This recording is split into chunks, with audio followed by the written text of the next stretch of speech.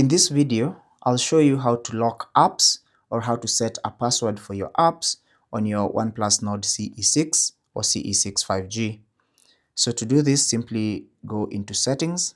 So let's go all the way back to the settings page and then scroll down and find security and privacy.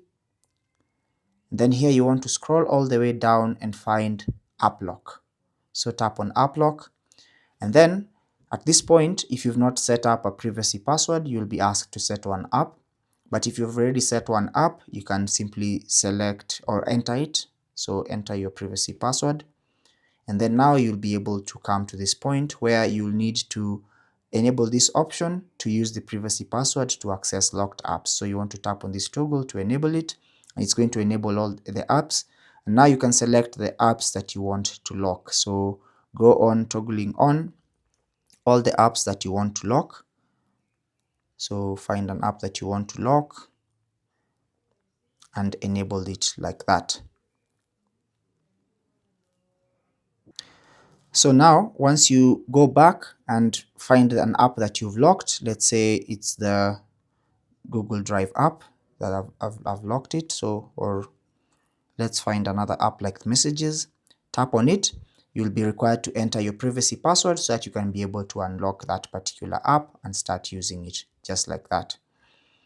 So if you go back to that particular app lock screen, so go back to app lock, enter your privacy password. There are still more options that you can have. So tap on the three dots in the top right corner and select settings.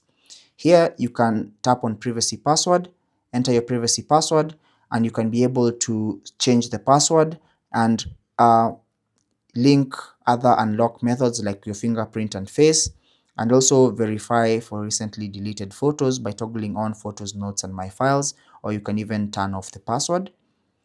You can also go back and then select this option, lock app when, and for this option simply select exiting the app, so that every time you launch that app it's going to require you to enter that particular password. Or you can select this option to